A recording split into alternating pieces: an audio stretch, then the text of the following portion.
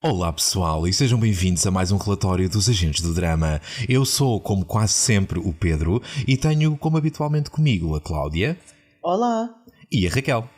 Alô. Hoje vamos fazer a review do 5º episódio da segunda temporada de His Dark Materials, por isso, sem mais demoras, vamos à música.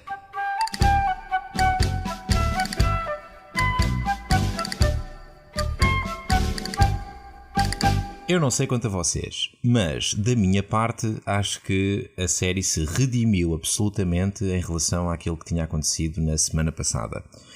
Eu sei que nós discordámos aqui, mas a meu ver o episódio anterior tinha sido a atirar para o desastroso e este foi a roçar o perfeito. Portanto, não sei se vocês sentem o mesmo ou não, mas esta é a minha posição de princípio em relação ao que aconteceu esta semana nesta magnífica série de televisão. Eu acho que não havia muito para redimir, não é? Mas acho que foi um episódio muito razoável. Acho que a história também já não tem muito para onde desenvolver. Acho que já focaram os pontos principais em termos de história. Mas em termos de episódio, estava muito porreirinho, apesar de se terem desviado um bocado da história do livro. Mas acho que foi muito fixe, eu curti ver o episódio. E tu, Cláudia? Eu gostei muito deste episódio.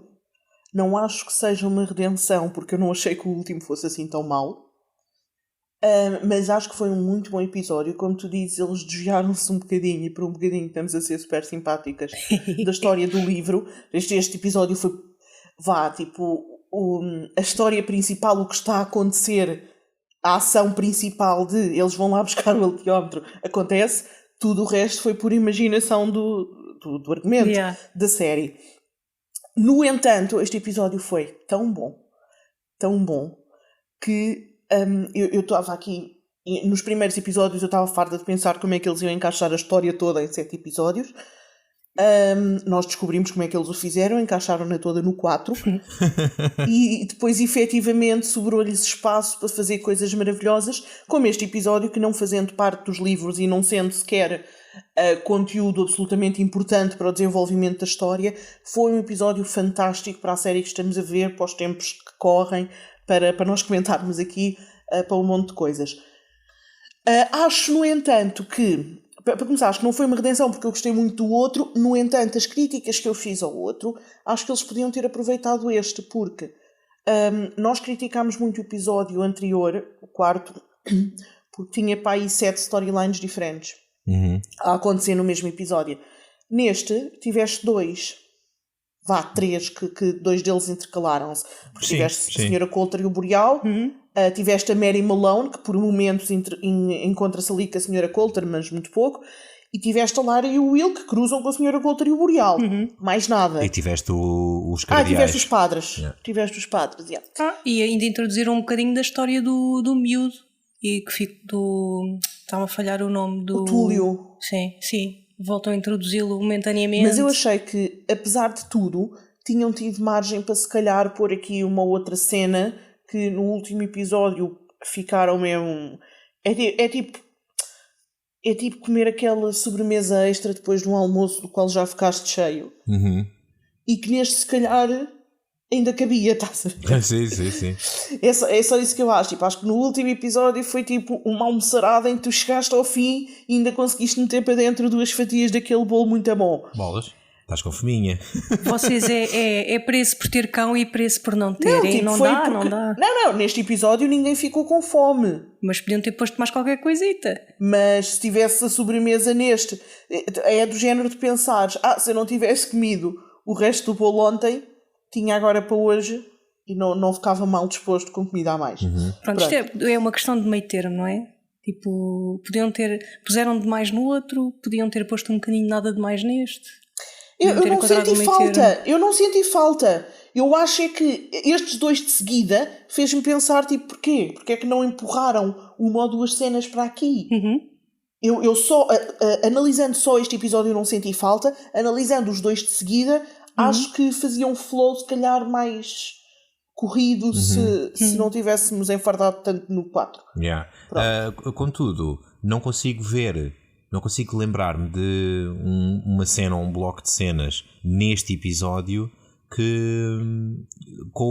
sem a qual eu tivesse passado bem e que portanto pudesse dar espaço a ir buscar qualquer coisa do anterior para meter para este. Eu achei que este episódio teve um flow muito bom e foi... estava tudo no sítio. Não me senti nunca aborrecido, nunca revirei os olhos. Bem, não é exatamente verdade. Se calhar revirei um bocadinho os olhos com a atuação, mas isso não é culpa do argumento, é culpa dos atores. Acho que as irmãs do Túlio estiveram muito mal neste episódio, enquanto atrizes. Acho que aquilo não funcionou, não sabiam o que estavam a fazer, a energia dela estava esquisita. Sim, olha, a pessoa que estava a ver comigo também partilhou da mesma opinião, estava a irritar-se ou pelo menos com uma dessas duas personagens. Yeah. Também não gostei muito delas. Uma delas já tinha aparecido é uma atriz que já tinha aparecido em Game of Thrones e tinha tido um papel completamente diferente deste. E esse personagem em Game of Thrones funcionava para ela. Aqui, não sei, lá está, não sei se é da atriz, não sei se o que é. Os personagens não são muito interessantes à partida. E para além disso, a atriz não é fantástica, portanto eu acho que foi a única coisa que eu encontrei realmente que me fez revirar ligeiramente os olhos foi essa cena com as miúdas. Contudo, isso não tem nada a ver com o argumento, isso não tem nada a ver com aquilo que estava planeado em termos de escrita para o episódio, em termos da trama, e portanto não senti que pudesse ter passado sem uma parte daquilo que me deram neste episódio, que é completamente diferente daquilo que senti no anterior. No episódio anterior eu tinha deitado metade fora. Pois foi, que tristeza. Mas sim, gostei mesmo muito deste episódio, mas gostava de falar aqui de uma coisa que eu senti, sim, que descobri que já senti no anterior, mas no anterior não consegui pôr por palavras, e neste consegui. Que foi as cenas entre a Sra. Coulter e o Boreal. E atenção, mega shout-out, tipo Ruth Wilson e a ator do Boreal, do qual eu nunca me lembro do nome, Arion. chama Arion Bakare. Shout-out, eles estiveram absolutamente brilhantes neste episódio. Sim. Eles, cada um por si, os dois em conjunto, mas eu tenho a dizer, as cenas com estes dois... Bem, com a Sra. Coulter no geral, mas com estes dois fazem-me sentir desconfortável. O que é que queres dizer com isso? É sério? É um desconfortável. Sim, já senti isso no 4. Estás a ver no 4 quando nós dissemos que a Sra. Coulter estava desconfortável, por exemplo, com ele pôr-lhe a mão e não sei o quê, e ela segurou no macaco e não sei o quê. Sim. Todas as cenas entre eles... há uma tensão que me faz sentir desconfortável, mas é um desconfortável que é bom para quem está a ver televisão, estás a ver? Sim, tipo, sim. Deixa-me on edge.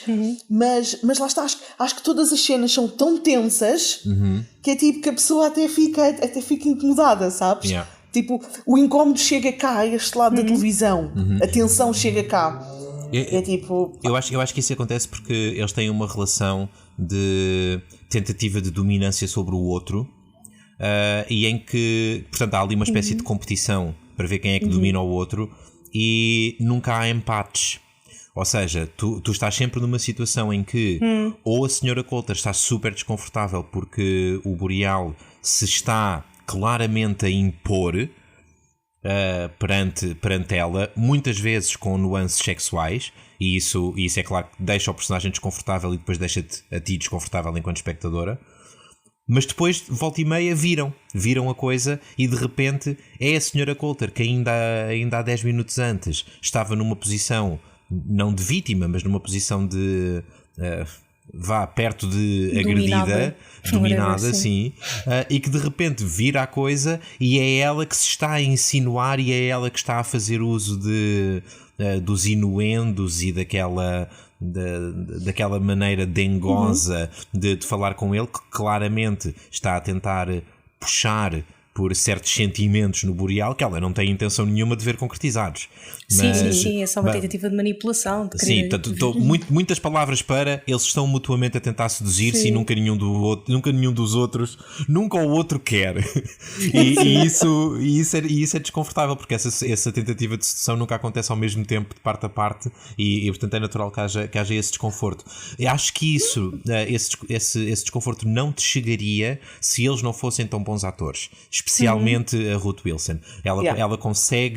Ela consegue fazer o malabarismo entre 2 ou 3 dimensões do personagem ao mesmo tempo e consegue transmitir-te isso. Se calhar transmite-te uma com a voz, enquanto transmite a outra com a cara, enquanto transmite a outra com a postura do corpo.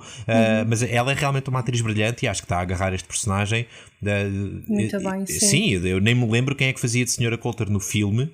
Mas... Era a Nicole Kidman. Pronto, era a Nicole Kidman. Era só a Nicole Kidman. A Ruth Wilson está a dar uma workshop de representação à Nicole Kidman, porque completamente. Este personagem está muito bem feito. Deixa-me só pegar aí numa coisa que disseste, e que por acaso é um ponto no qual eu não costumo pensar, mas agora lembrei-me. Ok, nós sabemos todas as vezes que a Sra. Coulter faz, lá está, esses joguinhos de sedução com o Boreal, ou de submissão, quando ele está a chegar para ela e ela deixa e controla o macaco e não sei o quê. Todas as vezes que ela faz isso, nós sabemos quais são as intenções. Ela vive num mundo extremamente machista e patriarcal, que é controlado por homens, e portanto ela, para conseguir coisas, também se habituou a ser assim, e geralmente ela faz isto quando precisa de alguma coisa da parte dele. Certo. Mas nunca o via ele ter particulares intenções políticas por detrás. Sim. Estás, portanto, a questionar as motivações do personagem. Porque é que o personagem se move na trama. Sim. É uma belíssima questão. E realmente não é claro, porque numa fase inicial aquilo que sentia é que o Boreal estava feito com a Sra. Coulter, ou até em certos momentos que era um capanga da Sra. Coulter. E de repente percebemos que ele não é exatamente um igual, não está ao mesmo nível dela, mas trabalham juntos quando é preciso. Mas realmente é verdade, eu também não sei qual é que é a motivação do Boreal, porque é que ele está a fazer tudo isto. Eu acho que honestamente a forma como eu vejo o Boreal é alguém que simplesmente gosta e está habituado ao poder, a estar numa posição de poder, e procura continuar a estar. O facto de ter encontrado aquele mundo, o facto de ter utilizado essa passagem, esse novo mundo, para depois começar a colecionar coisas de valor ligadas à arte, etc., acho que mostra isso mesmo. Acho que ele não tem nenhuma motivação em específico, que se calhar até que seja importante, a meu ver, e pelo menos até agora, que seja importante para a trama. Acho que é só um personagem envolto no gosto e na vontade do poder. Sinceramente é assim que eu vejo o Boreal. Eu percebo isso que tu dizes e concordo até certo ponto, porque faz todo o sentido, como por exemplo o facto de ele nunca ter dito a ninguém que encontrou a passagem, e nós conseguimos perceber que ele se move no nosso mundo há anos e já tem posições de poder, extremamente riquíssimo e por aí fora, mas nunca disse a ninguém, portanto é por ele, é só por ele. A questão é o que é que isso nos interessa a nós. Porque, por exemplo, todo este episódio, a única coisa que ele fez foi, ok, ele queria uma coisa, ele queria a faca, arranjou maneira de tentar conseguir a faca através da troca com o ultiómetro, mas depois a parte de chamar a Sra. Coulter foi só para lhe dizer, olha, tenho aqui a tua filha. Foi só tipo, estava só a ser querido com ela, ou tipo, o que é que ele quer em troca? Estou a perceber. Porque a tua questão é mesmo relacionada com a Coulter. Com a nossa história, quer dizer, tipo, nesta cena em particular, ele interfere com a nossa história, no sentido em que é ele que origina eles irem à procura da faca. Portanto, é o ele querer a faca, e para isso só precisamos de saber que ele, enquanto colecionador e enquanto pessoa que gosta de ter o poder, é naturalíssimo que quisesse ter aquela faca. E é ele que origina a nossa história. Porque é ele que faz com que eles vão atrás da faca, que eles nem sequer sabiam que existia. Sim. A questão é, mesmo na primeira season, não é? E agora nesta, como é que ele Eu concordo aqui com o Sousa, ele é tipo colega da senhora Coulter, eles movem-se nos mesmos meios, de formas diferentes, mas movem-se nos mesmos meios. E quando percebem que têm um interesse em comum, aliam-se. Funcionam em conjunto, sim. E mais do que isso, eu acho que dá jeito ao Boreal estar ligado à Coulter, porque ela é uma pessoa com bastante influência naquele mundo, não é? E de alguma forma no magistério. E aqui nisto em particular, foi só para agradar? Foi só para ela ficar a dever-lhe um favor? Pois, eu acho que, na minha perspectiva, eu acho que é muito por aí. Eu acho que o Boreal se une às pessoas que lhe dão um jeito, e a Coulter é uma dessas pessoas, e acho que vê oportunidades que lhe dão um jeito a aproveitar. E acho que esta era uma delas. Olha, eu tenho a Lyra interessa à Coulter, deixa-me cá aproveitar, pá, e eventualmente pode ser que tenha alguma sorte e leve a Coulter para a cama. Mas talvez é porque com isto, tipo, ele pela primeira vez em dezenas de anos abriu a casa dele e o mundo dele deste lado a uma pessoa do outro. Portanto, lá está, eu não sei se ele não tem ali algum interesse não político na senhora Coulter. O que, tendo em conta que a forma como toda a gente a descreve é perfeitamente natural. Sim. Ela é uma pessoa que, apesar de também provocar algum medo ou respeito, o que quiser chamar, ela é uma pessoa que parece quase que hipnotiza toda a gente, não é? Ela com aqueles métodos de sedução, seja com que intenção for, seduz realmente as pessoas. Ela tem essa capacidade. Portanto, mas vocês não me admirava. Repararam que ela neste episódio, ao confrontar-se com o facto da realidade deste mundo, em termos de funcionamento para as mulheres, a posição que as mulheres ocupam neste mundo em relação ao dela, em termos de poder, em termos de... Foi ótimo. Em termos de funcionamento, eu acho que isso abalou-a, não é? De alguma forma. Abalou-a muito. E foi brutal todas essas cenas. Aliás, a começar nos primeiros 2 minutos, quando a vês, sem dizer nada, simplesmente a olhar e focam uma rapariga com um bebê no café e com um computador. E tu percebes logo o que é que está a passar pela cabeça dela. Yeah. Quando ela chega à Mary Malone e a Mary Malone lhe pergunta: então em que é que fizeste o teu doutoramento? Escreveste alguma coisa que eu possa ler? Publicaste algum artigo que eu possa ler? Yeah. Bem, ela passa-se da cabeça. E vaza. E foge. É tipo... Yeah. Epá, está ótimo, está ótimo. Sim, até porque, acima de tudo, porque acho que é a primeira vez que nós vemos a senhora Coulter num meio onde não se sinta poderosa. Porque ela mesmo quando não está a comandar as tropas, digamos assim, ela está sempre numa posição em que sabe o que é que precisa de fazer para as comandar.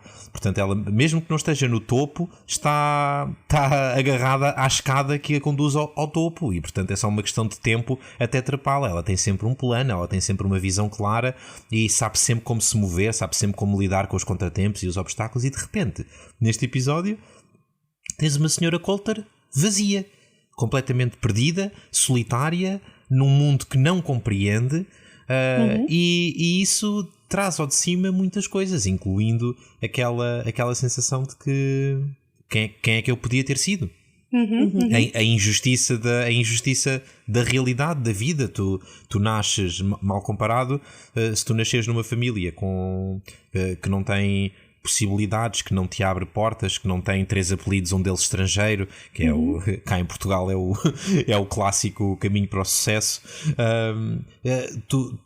As coisas vão ser muito mais difíceis para ti, e às vezes é natural que a pessoa sentada sozinha se pergunte porque é que teve que ser assim. Olha que azar que eu tive.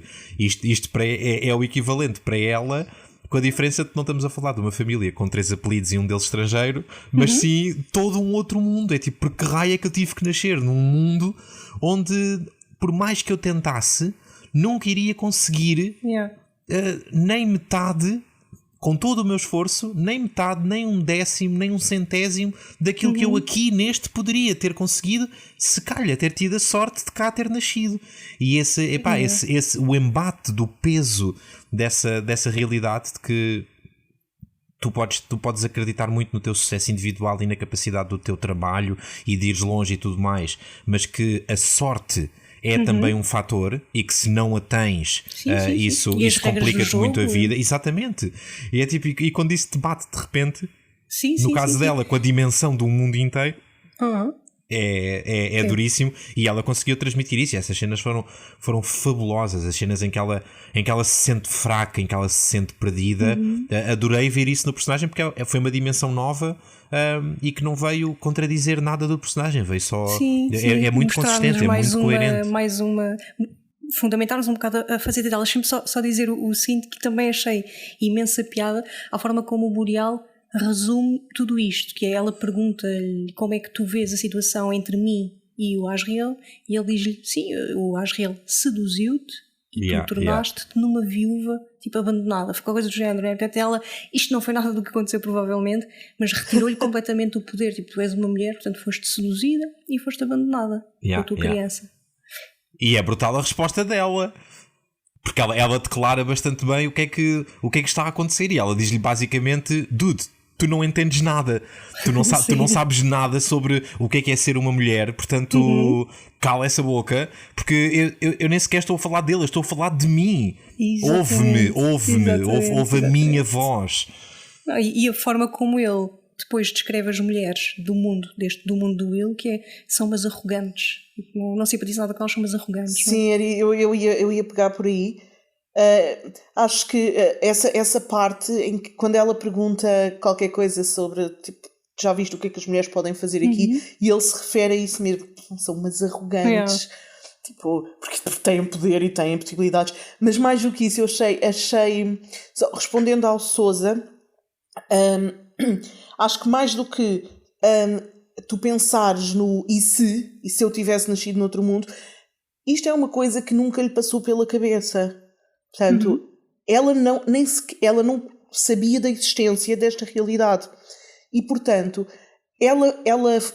eu acho que ela fez as pazes há muito tempo de que eu tenho que ser assim. E ela, muito do que ela foi por causa do mundo onde nasceu e de ser uma mulher, e de ser uma mulher estudiosa e de querer ter poder e daquelas coisas todas, não é? Mas eu acho que ela se convenceu a ela própria, não é? Teve que ser. Eu tenho que ser assim, eu tenho que ser fria, eu tenho que me controlar quando eles me estão a tentar seduzir e sorrir e fingir que estou a gostar. Eu tenho que os seduzir para conseguir alguma coisa. Eu tenho que ser esta pessoa e esta personagem que ela construiu para conseguir aquilo que quero. E eu acho que ela se mentalizou há muito tempo e fez as pazes com isso, do género... Ok, tipo, esta é a minha realidade, eu tenho que ser assim. Ela não sabia da existência de outra. E de repente, ela percebe que pode ser possível de outra maneira. E é tipo, ainda por cima um mundo que é tão parecido, não é? Em algumas coisas. Sim, Nós sabemos que a Lyra reconhece a Oxford, portanto ela também há de reconhecer. O mundo que é tão parecido e que se desenvolveu de forma semelhante durante algum tempo, provavelmente... E ela percebe, as coisas podiam ter sido diferentes, podiam ter corrido de outra maneira. Ou seja, eu achava que não havia alternativa, mas há. E depois mais a revolta de o Boreal viver ali há não sei quantos anos, ter aquela casa e nunca lhe ter dito. Porque aos anos que ele já fez poder ali, ela podia já ser uma cientista conhecida. Ou vá lá, o Grumman em 12 anos toda a gente o conhece. É amigo da no outro mundo. Pois pudera, é um homem. Mas acho que, lá está, depois temos um Boreal que descreve o mundo como... eu já não me lembro, mas a primeira vez que ela lhe pergunta qualquer coisa e ele diz... as coisas aqui são diferentes, já viste, não têm gênios, isto... Tudo o que ele diz para descrever o mundo, já viste, isto aqui é super fantástico, porque isto, aquilo e aquilo outro, nunca, mas nunca, se refere à grande diferença do papel das mulheres. E, curiosamente, é a primeira coisa que ela repara e é aquilo que mais a impacta, obviamente. É que mais a incomoda. Mas é tipo... É engraçado porque eu acho que ele provavelmente não lhe falou muito disto antes, não é? Mas mesmo que tivesse falado todas as vezes que tu o vês a referir-se às características do nosso mundo, isso não é sequer uma coisa que lhe passe pela cabeça.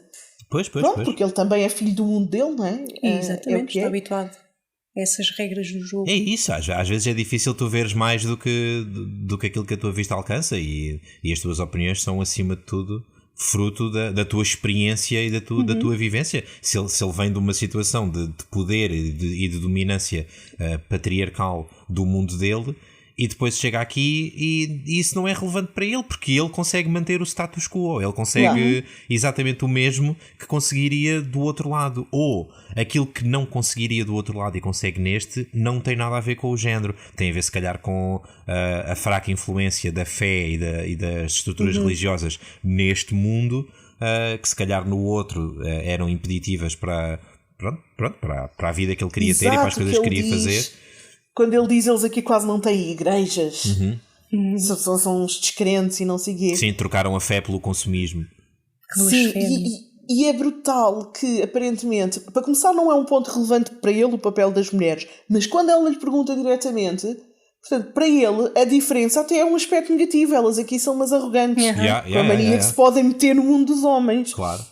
Não, isso, todas essas coisas foram muito bem, acho que foram muito bem transmitidas, não houve subtexto.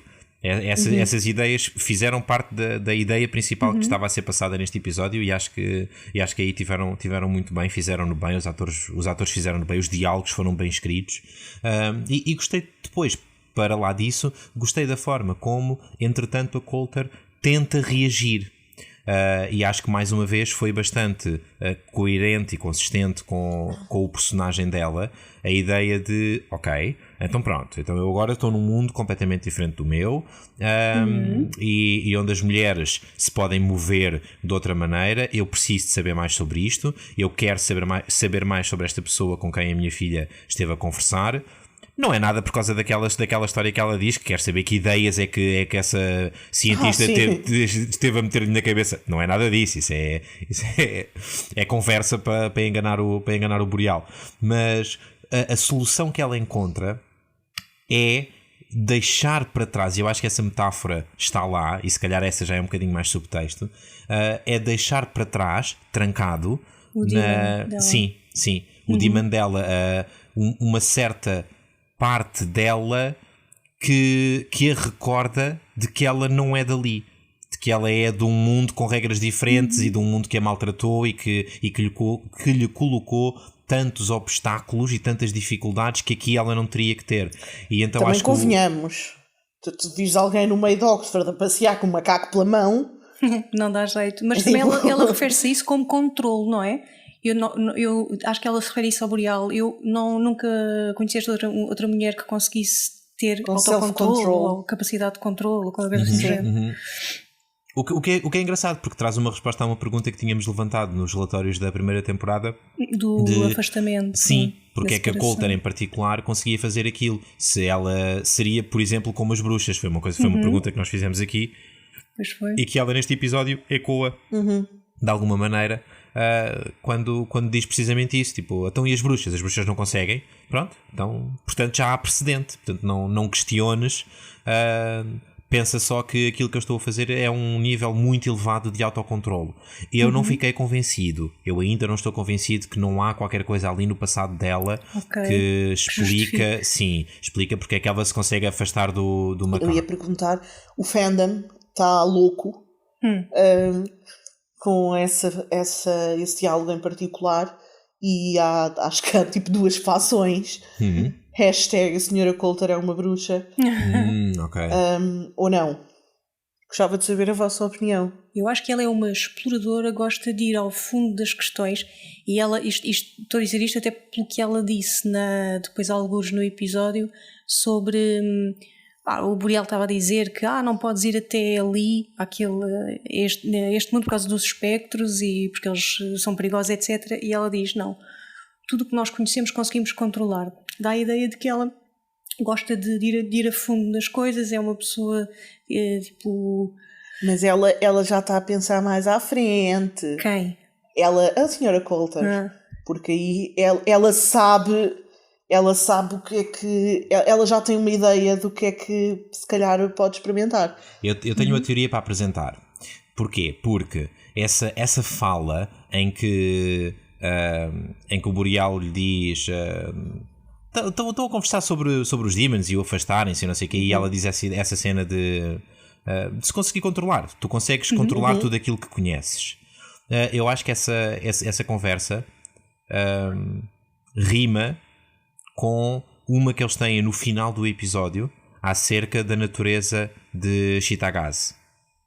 Porque... Mas foi isso que a Raquel estava a dizer. Mas não percebi que a Raquel, se calhar houve uma falha na chamada, não percebi que a Raquel tinha falado de Chitagaz. A Raquel falou dos espectros.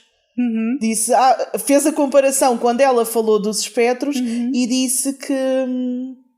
Sim. Disse que se controla tudo aquilo que... Ok, pensei que estavas a falar dos demons, se calhar percebi mal. Pensei que estavas a falar dos demons e não dos espectros. Ok, então sim, acho que é isso. E a minha teoria é de que neste momento aquilo que eu acho é que os espectros se alimentam de pó e a Coulter não tem pó. Porque ela passou muito tempo a estudar o pó. Ela fez muitas experiências com miúdos. É bem possível que ela tenha feito alguma coisa a ela própria e tenha conseguido remover o pó dela mesma. Ok. Eu acho que a única maneira de não teres pó é não teres demon. E ela tem demon. Portanto, eu acho que são duas coisas distintas. Acho que o afastar-te do teu demon é self-control. E aí eu estou com o fandom, a Sra. Coulter não é uma bruxa. Eu acho que simplesmente... portanto, as bruxas são bruxas de nascença, têm mães bruxas, não é? E depois passam por vários testes, têm várias provações. Uma delas é a cena de entrar na floresta ou não sei o quê e separar-se do demon. Que na verdade não é mais do que fazer um teste em que aprendes a ter self-control. Lá está. Ok. Portanto, olha, é semelhante a mesma coisa que os Jedi fazem. Entram numa floresta e não sei o que mais e têm que enfrentar os seus medos. Ok. Acho que é bem semelhante. É tipo, fazes um teste em que aprendes a controlar-te e a controlar as tuas emoções. E quando tu consegues controlar as tuas emoções e ter self-control suficiente, consegues afastar-te do teu demon. Sem isso ser um problema para ti, não é? Sem doer, sem whatever. É como um elástico, mais ou menos, não é? Aprendes a esticar até ele esgaçar, desde que ele não parta, ele depois, pronto, podes esticá-lo outra vez quando te apetecer. Sim, a Sra. Coulter, eu acho que é só isso, no sentido em que nós sabemos que ela tem efetivamente muito self-control, ela própria controla o demon dela muitas vezes, quando lhe dá um puxão e não sei o quê, portanto, ela é tudo menos impulsiva, não era de todo uma palavra que alguém utilizasse para a descrever, ela está muito em contacto com aquilo que sente, mas consegue guardar na gaveta. E nesse sentido, provavelmente, foi testando esse self-control não só no dia-a-dia, como com o teste de se ir afastando do seu demon, tal como as bruxas fazem. Eu acho que o que ela insinua é só que basta ter self-control e treinares esse self-control e essa não impulsividade para te conseguires afastar do teu demon, tal como as bruxas. A outra parte dela dizer que desde que nós conheçamos as coisas, então conseguimos arranjar maneira de fazer alguma coisa, de as contornar e de as conseguir, eu acho que ela está a pensar em pessoas como as enfermeiras, a quem ela cortou o demon a posteriori e portanto são tipo zombies. Sim. E eu acho que ela está a pensar em pessoas dessas podem ir a Chitagaz. Essas pessoas não têm pó. É o que eu acho. Ok. É porque eu fiquei com a sensação que ela estava... Bem, que ela estava a pensar em... Tinha alguém em mente quando o Boreal lhe diz nós não podemos ir àquele sítio porque há lá umas criaturas assim. Sim. E eu fiquei com a sensação que ela se lembrou de uma solução para isso. E achei que a solução em que ela estava a pensar era...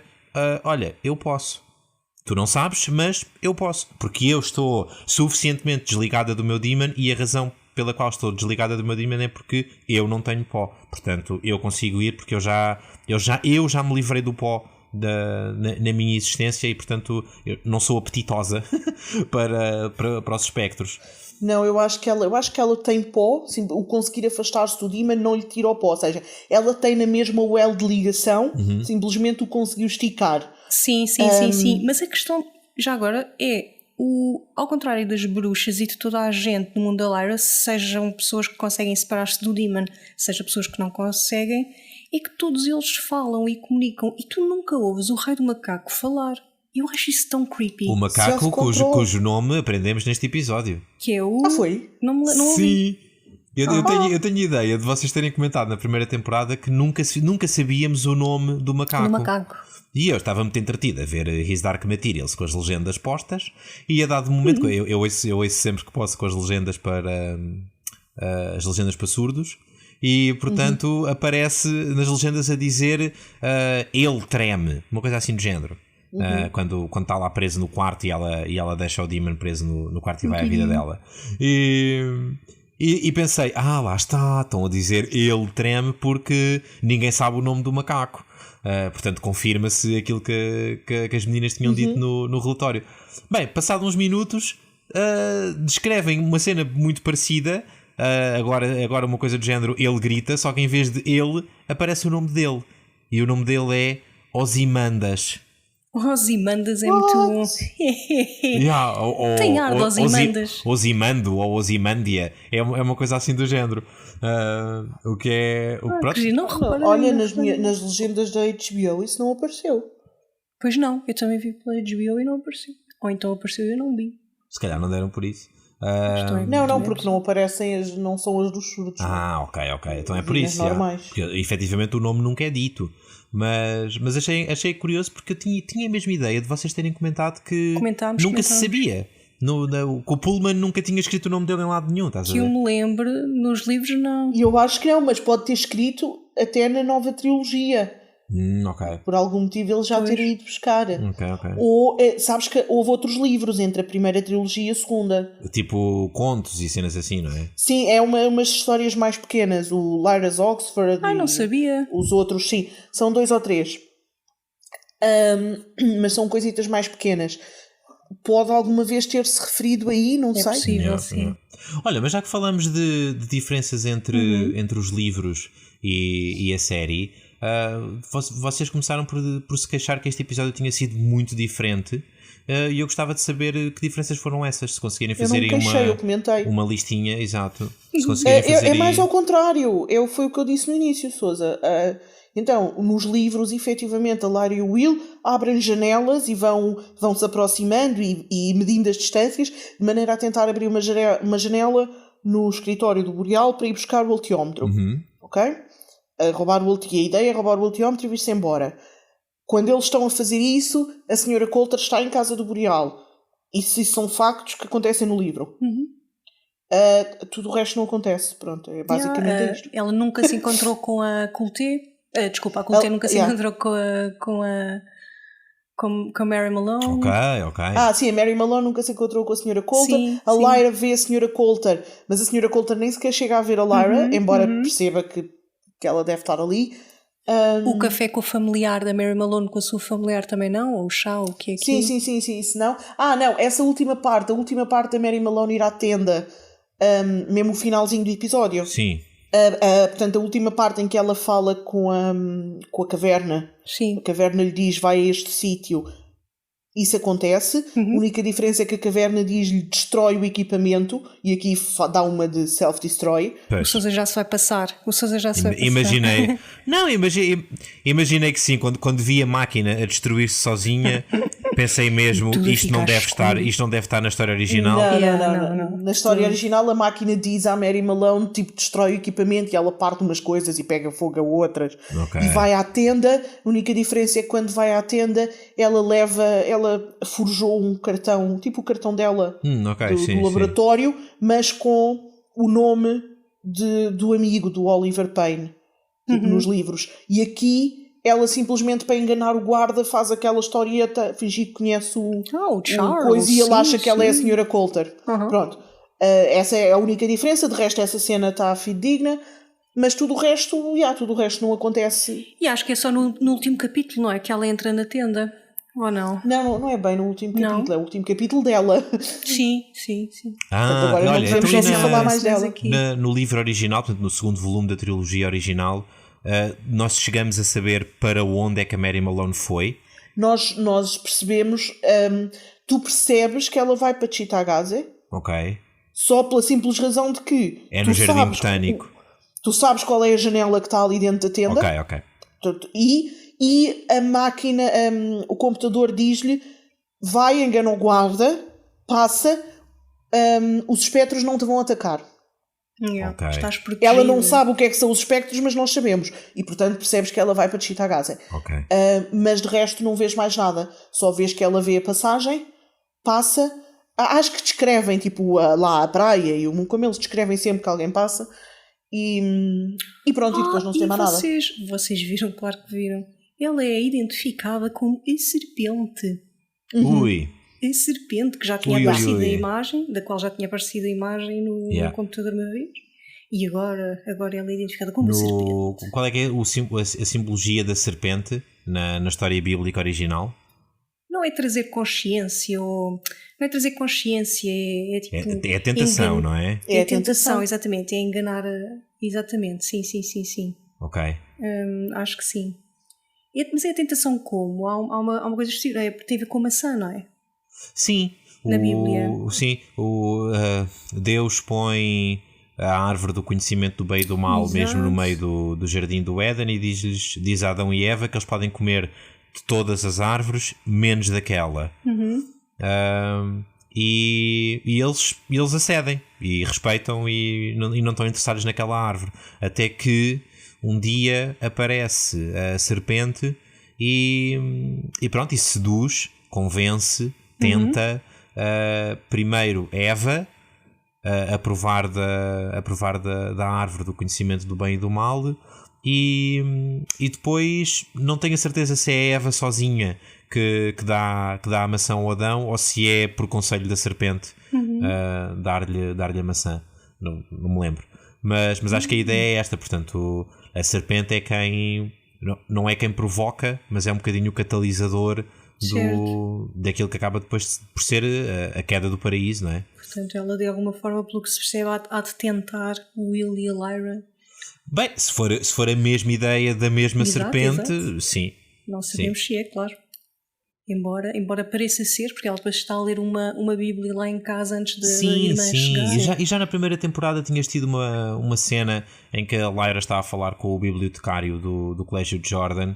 Em que eles explicam essa... Sim, estão precisamente a conversar sobre a árvore do conhecimento do bem e do mal, sobre a serpente. Mais tarde, no observatório com o Lord Asriel, há de novo uma conversa sobre o paraíso e sobre o papel de Adão e tens e uma algumas ligação passagens. por parte da Mary Malone a um passado, porque foi freira, não é? Um passado relacionado com a religião. Portanto, acho que é razoável admitir que a serpente de que estamos a falar é a serpente do Éden. Ok. Olha, Sousa, mas estavas a perguntar, Sim. diz-me só uma coisa, estavas a perguntar o que é diferente dos livros, mas tinhas alguma questão específica de alguma cena em particular? Sim, tenho, mas já lá vou a seguir, obrigado. Em relação ainda às ligações ou à ideia de paraíso e tudo mais, His Dark Materials, acho que isto é uma coisa que não é spoiler nenhum. His Dark Materials é uma expressão que vem de um poema épico. Não sei se é do século XVIII, se é do século XIX, se de quando é que é, de um tipo chamado John Milton, que escreveu uma obra que é muito importante para quem estuda literatura, para mim não, chamada Paradise Lost. Portanto, há efetivamente qualquer coisa de temático aqui a acontecer e pronto, vamos ter que esperar pelo desembrulhar da história para perceber se vai estar in your face ou se é só uma coisa à qual tu chegas através só de segundas leituras. Acho que vamos ter que esperar um bocadinho para ver. Mas eu diria que provavelmente vai ser mais a primeira do que a segunda, porque os símbolos e as ideias começam a aparecer. Esta coisa da imagem da serpente e que ela não é só a imagem. Se fosse só a imagem ainda podias dizer que era um símbolo, mas não, os anjos, lá está, dizem-lhe literalmente: tu vais ter que fazer as vezes da serpente. Portanto, muito provavelmente há qualquer coisa aqui, de mais do que uma segunda leitura a acontecer. Em relação à pergunta que a Cláudia me estava a fazer, de que diferença é que eu estava a falar ou em que diferença é que eu estava a pensar, era mesmo a propósito da cena específica do roubo do altiómetro. Porquê? Porque eu acho que o Will e a Lyra são mentecaptos. Eles são absolutamente idiotas. Não têm cérebro. Se eu tivesse uma faca daquelas, eu jamais em tempo algum teria executado aquele roubo daquela maneira. Então, Eu ia abrindo devagarinho até que conseguisse abrir uma janela de modo a que eu pudesse só pôr a mãozinha dentro da janela e puxar com a mãozinha o altímetro. Nunca iria abrir. Eu sei que a ideia deles era essa, mas depois não a concretizaram. Porquê? Porque é que a dada altura o Will abre a janela no meio da sala, passa a janela, fecha a janela atrás dele. Está bem, a regra de que tu deves sempre fechar a janela quando a abres. Não é nada assim nos livros. É que ele pensa que não está lá ninguém, porque o... Não pensa nada, Raquel, porque ele vê a senhora Coulter lá ao fundo. Mas isso é só depois de fechar a janela, acho. Então, mesmo que assim seja, esse era o momento ideal para virar costas, abrir outra vez a janela, voltar para Cittàgazze. Sim. Ou seja, há uma falta de noção do que é perigoso e de como é que tens que ser stealthy, como é que isto se diz em português. Tens que passar despercebido. Ele parece, não sei, bateram com a cabeça, a passar de um mundo para o outro, bateram com a cabeça. E aquele plano da Lyra aparecer de um lado para tocar à campainha não é desinteressante, porque cria uma distração que deixa o altímetro, em princípio, sozinho na sala. Nesse momento, o Will abria a janelita, com a mãozinha tirava, acabou, está arrumado. Não era preciso aquele shit show que depois acabou por acontecer, com tareia e com luta, que acabou por trazer cenas interessantes, e já podemos conversar um bocadinho sobre elas. Mas, ok, sim senhor, foi giro, mas se foi só para isso, então foi super artificial. E podiam perfeitamente ter conseguido ter conseguido o mesmo efeito se o Will abrisse a janela e quando está a pôr a mão para puxar o altímetro, alguém o agarrasse e o puxasse de dentro da janela cá para fora. Ou seja, podiam ter à mesma conseguido pôr aquela situação tensa de luta que vemos a seguir, sem ser preciso fazer do Will e da Lyra absolutos idiotas que não são capazes de pensar num plano normal e rápido e funcional para roubar o altímetro, porque a ideia deles é um bocado idiota. Eles são mais inteligentes no livro. Eles efetivamente, quando vão tentar roubar o altímetro, a casa está vazia, não está lá ninguém. Eles abrem uma janela no jardim, a Lyra sai, fica escondida no jardim para estar a ver se alguém vem, com a janela aberta, porque se alguém vier ela tem que ir avisar o Will. O Will volta para Cittàgazze e vai-se chegando para a zona do escritório para tentar abrir uma janela dentro do escritório. Quando o Will consegue abrir uma janela dentro do escritório, vê onde é que está. Ele sabe qual é o armário onde supostamente está o altímetro, faz lá as medidas dele de cabeça, vai lá e abre mesmo em frente, de maneira a ficar mesmo em frente à porta do armário para ser só esticar a mão. Só que o altímetro não está lá. Porque, pronto, está lá o espacinho dele, ele até tenta ver se se enganou no armário, mas não. E como estar sempre a abrir janelas ainda demora tempo, o que ele faz então mede as coisas, abre uma janela atrás do sofá para poder sair e ir procurar o altímetro, nas gavetas e não sei o quê. Pronto, mas abre atrás do sofá e deixa aberta, que é para se precisar de fugir. E a seguir, o que acontece? Pronto, e a seguir, ele vai ver que não tem no armário, é para ir ver nas gavetas, quando houve o carro do Boreal a chegar.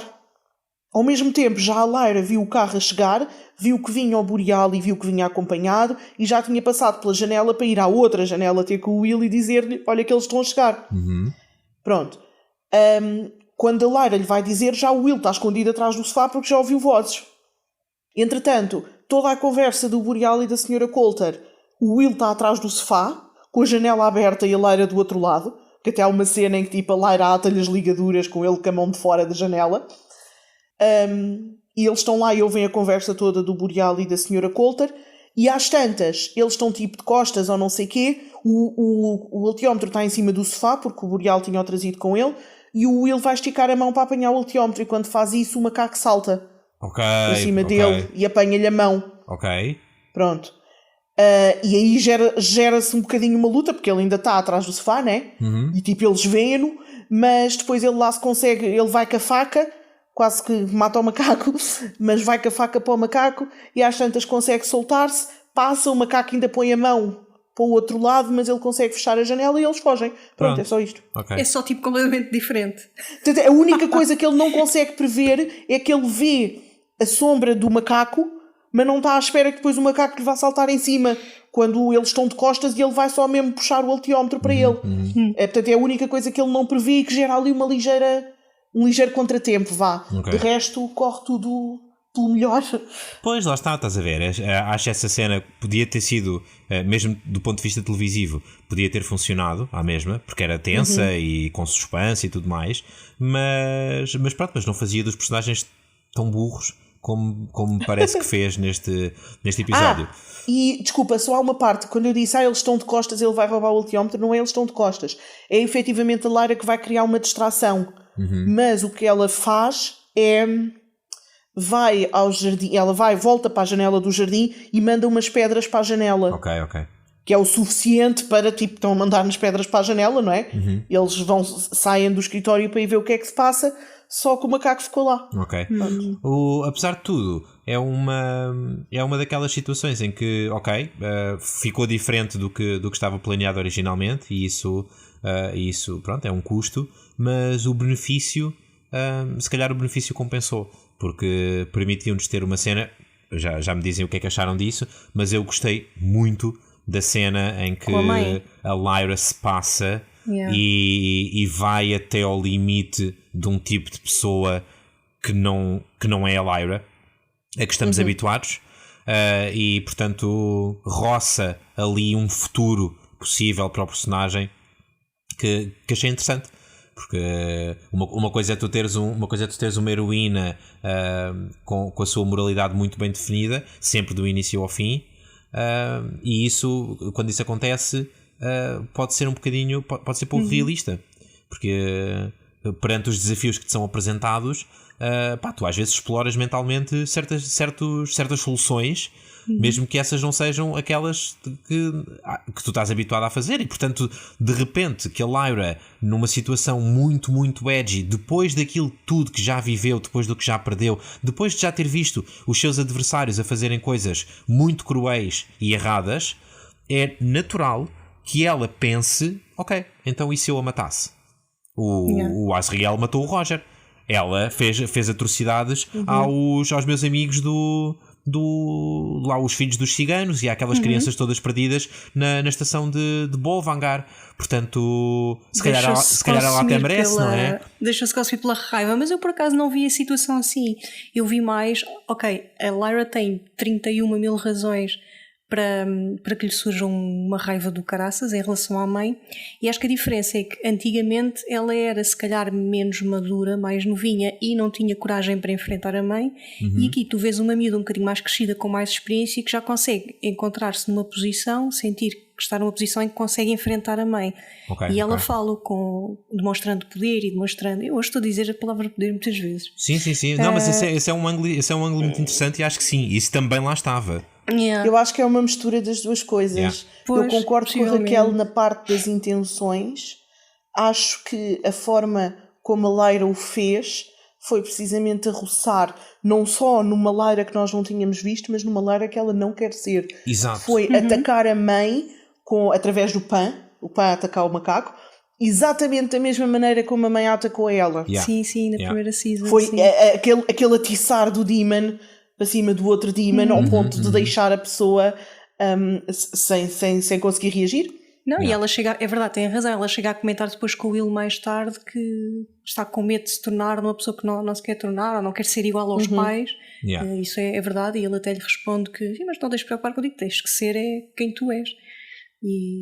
Esse diálogo está muito bonito, e lá está, é engraçado porque eu acho que este episódio tem esses dois grandes pontos de trama. Não é exatamente de trama, mas são as duas grandes verdades temáticas que este episódio te oferece.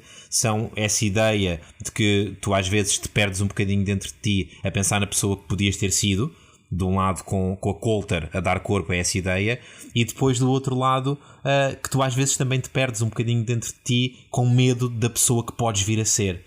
E esse contraste entre entre essas duas razões pelas quais às vezes a pessoa se perde, esse contraste entre mãe e filha, esse contraste entre uma mulher que já viveu e uma que tem a vida à frente para viver. Há confronto, há conflito, há tensão e, portanto, tematicamente acho que foi um episódio muito bem escrito. E pronto, e depois bem interpretado. Eu estou nas nuvens com este episódio. Achei-o fabuloso. Graças a Deus, Nosso Só para dizer,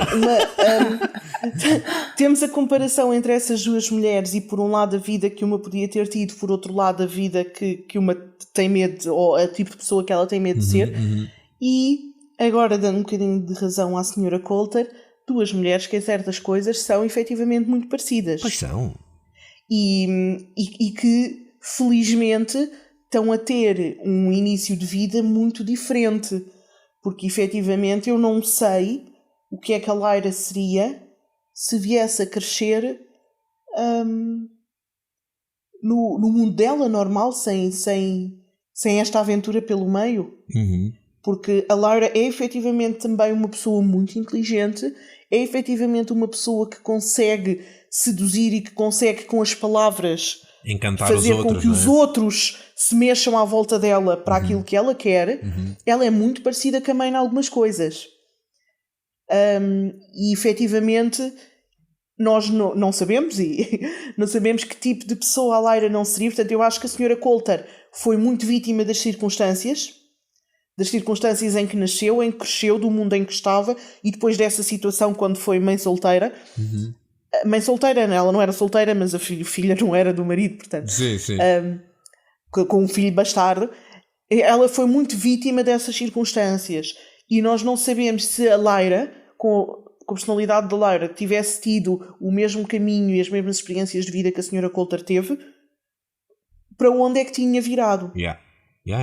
Portanto, porque efetivamente em certas características fundamentais da pessoa humana, elas são muito parecidas. Portanto, olha, se calhar é só uma questão de circunstâncias. É isso. E o que é que tu fazes com os limões que a vida te dá? Gostei muito deste episódio. Eu acho que devias fazer aquela tarte de limão merengada. Com os limões que a vida te dá. Sim. Ai, já não como uma coisa dessas há tanto tempo, agora apetece-me. Olha, gostei muito. Estou fascinado. Faltam 2 episódios para o fim. Não são 3? Não, são só 2. Faltam o 6 e o 7. Eu achava que eram 8. Tenho mais uma coisa para dizer. Então, e aquele momento nojento em que está uma aranha Demon a trepar para um padre acima? Pois é uma aranha Demon. Eu também vi. No bracinho do senhor parece. Os demons dos padres são todos nojentos. Um tem um rato, um tem um lagarto, um tem uma osga, ou sei lá o que é aquilo. O ratinho mesmo assim é fofinho. Ai, que coisa, que são todos nojentos. Essa cena dos padres não foi a coisa mais interessante da vida. É daquelas que, ok, pronto, isto aconteceu. E serve para te mostrar. Outro padre, ou não sei o quê. Serve para te mostrar que. E querem saber o que é que se passa com a Coulter, porque o Frá Pavel vai pesquisar junto do luteómetro, ou com a ajuda do luteómetro. Sim, acho que foi daqueles momentos, foi daquelas cenas para tu respirares um bocadinho do resto daquilo que o episódio te quer realmente mostrar. Para não levares com uma dose de cavalo de história, tiveste assim uma cenazinha um bocadinho fora para respirar uma beca. E não te esqueces que eles existem. A senhora Coulter e o Boreal são efetivamente 2 personagens muito intensos. Sim, 45 minutos com eles é coisa de dar um infarto miocárdio à pessoa.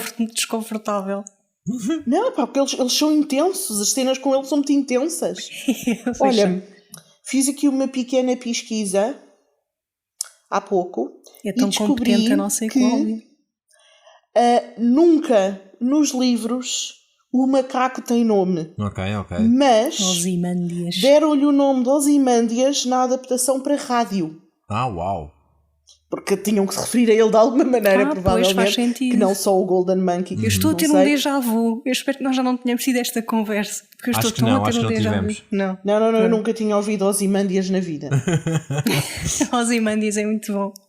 Parabéns. Achievement unlocked. Yeah. Ok, eu acho que se não temos mais nada para conversar sobre o episódio. Estou curiosa em relação ao teu rating. Ok, não temos. Então, antes do rating, gostávamos só de deixar um alerta, porque pela primeira vez os agentes do drama, agora assim inspirados pelo espírito natalício, vão fazer um giveaway de uma coisa muito fofinha. Podem pesquisar nas nossas redes sociais como é que isso vai funcionar, mas não é em His Dark Materials, é em Mandalorian, durante os podcasts de Mandalorian. Portanto, o que nós vamos fazer é, em princípio, para a semana, vamos revelar durante, a meio ou calhas, durante o relatório de Mandalorian da semana que vem, portanto, do penúltimo episódio de Mandalorian, antepenúltimo, não me lembro, Cláudia, ajuda-me. Último. Do último mesmo, ok. Acho que é do último. Ok, pronto. Os detalhes acerca de qual é que é o episódio depois vão estar nas redes sociais, no Instagram, no Facebook. Mas o que vamos fazer é revelar uma palavra mistério durante o episódio, e depois os ouvintes que quiserem participar no passatempo, pronto, pegam nessa palavra mistério e comentam com uma frase em que usem essa palavra mistério numa publicação do Instagram, e nós depois sorteamos, de todos os ouvintes que o tiverem feito, sorteamos o miminho que temos para oferecer. É uma coisa muito divertida, que acho que os fãs de Mandalorian vão gostar.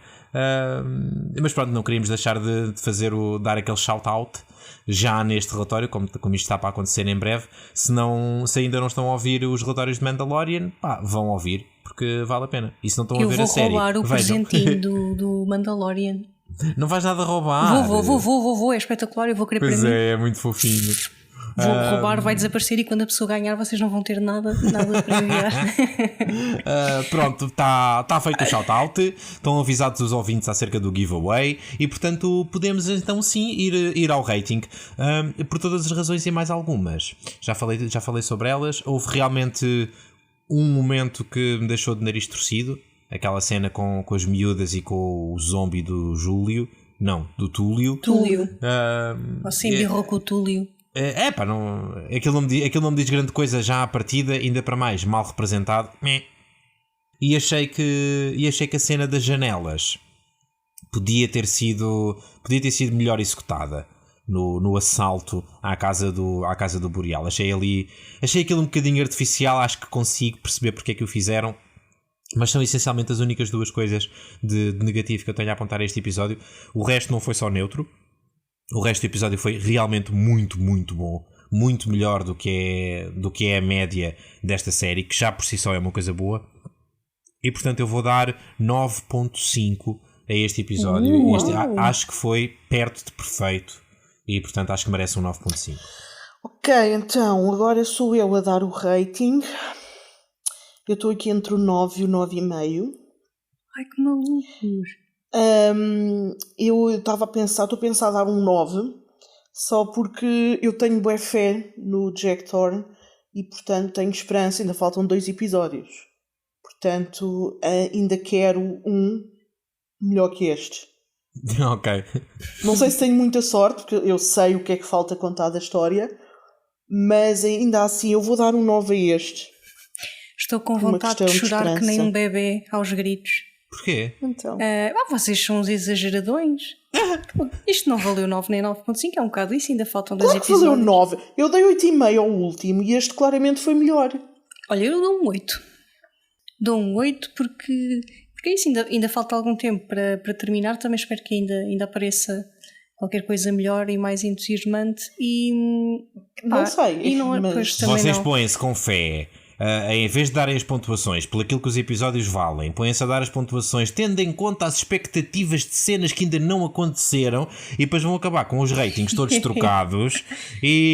Mas pronto, é a vossa maneira de dar. Pronto, vocês é que sabem. O 8 é muito bom. Tendo em conta os personagens que ainda vamos ter que ver até ao fim da história e os atores que os fazem, não sei se os próximos episódios vão ser tão bons quanto poderiam ser, mas vamos ter confiança. Ok, vamos esperar para ver. Entretanto vou roubar o presentinho do Guilherme. Pronto. Sossoi, o que é que a gente faz mais? O que é que nós fazemos mais? Fazemos tanta coisa. Nós temos os relatórios de Mandalorian, nós temos os relatórios de Roswell, New Mexico, que também andam a sair. Temos os relatórios já em catálogo de Manifest, uma belíssima série de ficção científica. A terceira season há de estrear no início de 2021. E para além disso, temos eventos que vamos fazendo garantidamente no primeiro e no terceiro sábado de cada mês. Ou são joguinhos online ou quizzes ou outro tipo de jogos que nós jogamos entre nós e com os ouvintes. E aos terceiros sábados de cada mês temos o Guia do Drama, que é um espaço onde passamos em revista os trailers das séries que estrearam no mês anterior. Todos estes espaços são gratuitos, as pessoas podem aceder a eles através dos links que estão nas redes sociais. Isto tem acontecido nas últimas semanas num servidor de Discord. Vamos ver se vai continuar a acontecer no Discord ou não, mas se mudarmos de sítio avisamos. Mas são espaços, acima de tudo, gratuitos, é muito descontraído, é tudo gente bem disposta. Os agentes vocês já conhecem, os outros ouvintes são mais ou menos como vocês, portanto... Não, os ouvintes são vocês. Sim, exato. Seja quem for que nos esteja a ouvir, vocês são os ouvintes. Exato, e o que eu estava a querer dizer é que os outros ouvintes são como vocês, portanto não estejam à espera de pessoas com quem não se consigam dar. É muito bem disposto, é descontraído, é divertido, apareçam. E de resto, pronto, vamos mantendo-nos por aqui. Faltam 2 episódios para o fim de His Dark Materials. Começa a bater aquela tristeza. Parece que ainda agora começámos outra vez a segunda temporada e já estamos perto do fim. E portanto, eu da minha parte não tenho mais nada a dizer. Por isso, acho que hoje ficávamos por aqui. O que é que dizem, meninas? Beijinhos. Eu por mim, sim. Ok, Beijinhos, sim, então vá. Beijinhos, até para a semana. Tchau.